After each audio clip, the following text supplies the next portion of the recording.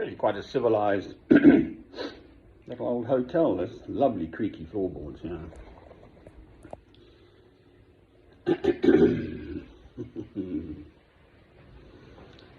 Raining outside, so that's always rather nice to be in the warm and the dry.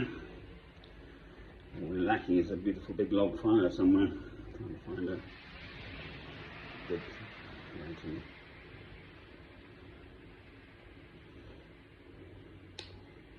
Well, love is the answer.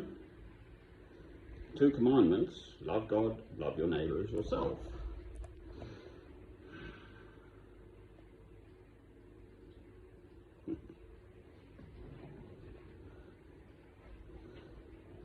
I mean, in a curious sort of way, I suppose this is, in fact, doing me a huge favour, actually. Getting me out and about. I wouldn't have done this otherwise.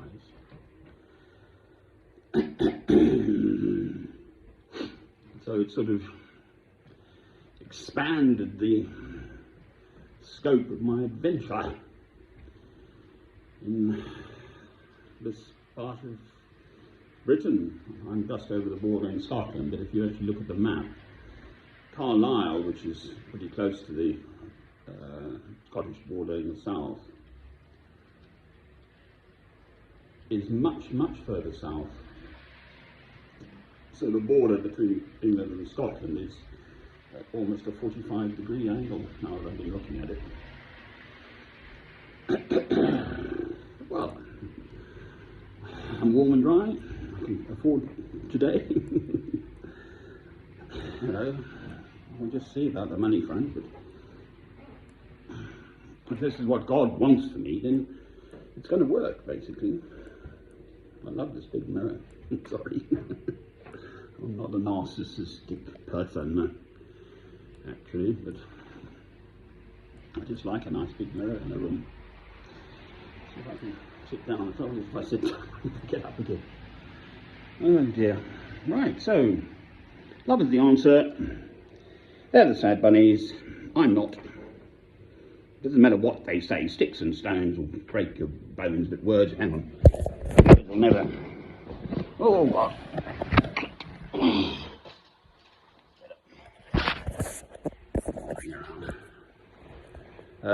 Words will never hurt you. Something to that effect, isn't it? I mean, they're just awful little people, these few neighbours up there. Of course, they didn't whack a child with staff. But it would seem they're determined to. They've dug that hole for themselves, and they're determined to keep digging. So, I'm afraid there the truth will out. I don't know if they have done, but if you've got a medical opinion of the mark on its leg, any doctor worth their salt would suss that it was pinched by its mother, or whacked by a staff. There'd be bruising.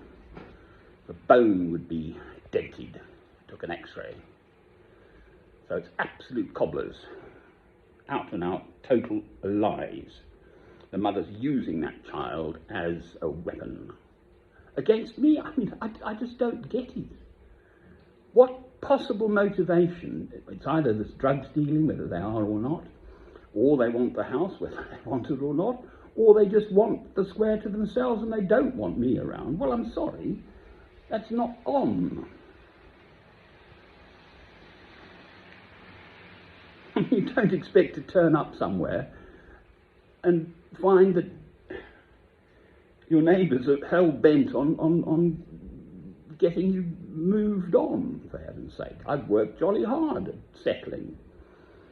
I've had 2 settled years down south in St Albans, almost a year in accommodation, and then another year in Harpenden, building up my sort of home resources. Well, I'm not going to just lose all that because of these horrid little people.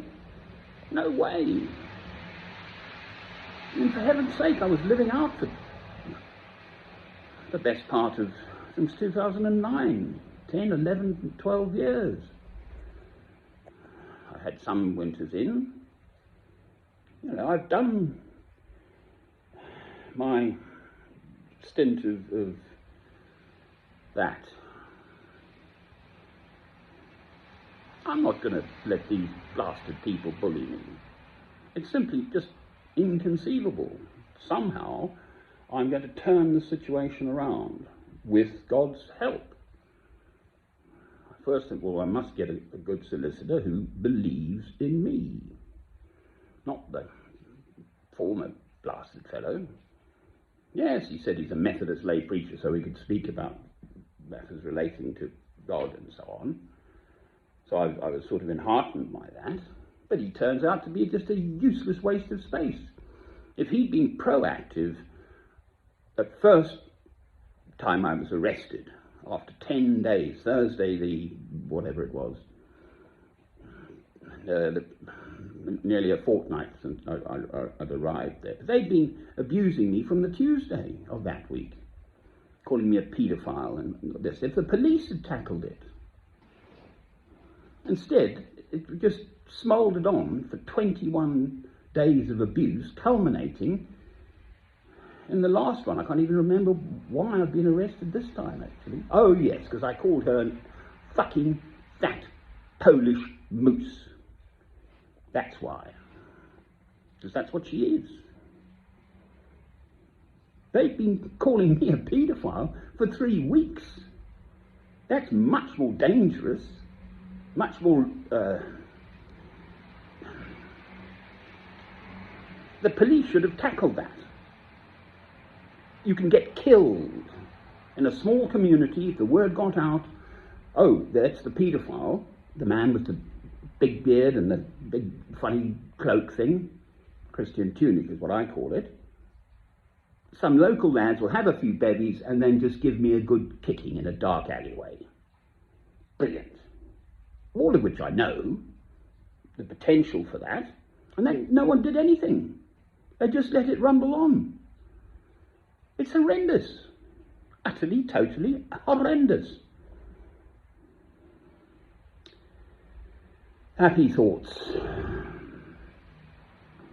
I'm alive. Much to the chagrin of these horrid little people. For that is what they are. It's got nothing to do with whether they're Polish or not. It's a fat moose thing, actually. I don't trust fat mooses. Just in principle. Oh, there's a big Tonka toy out there. They've got these huge tractors. You won't be able to see it, but it was the biggest, hugest, humongous tractor going past. It's very agricultural here, rural, and probably quite wealthy, I'd imagine. There's some pretty wealthy farms around here. Just my sort of background. Anyway, ramble. I'm warm and dry. I can afford another week here at this nice little hotel. I'm just about to pay up for that. Move rooms. My single room is required, so I've got to move to one next door, so it's hardly a difficult matter to arrange. And then just see what comes, quite frankly. I must get a good solicitor. I've got to sort the medical side out. Temporary doctor.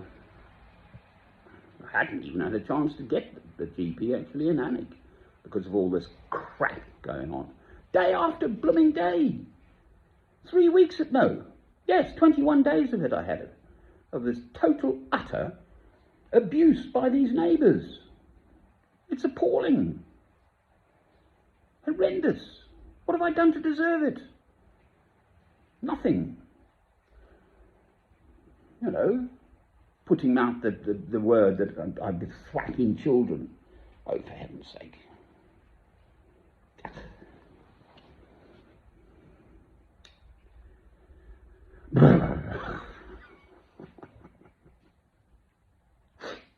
No candle down here. Just looking for a light. Oh, there's a nice flower. That'll do.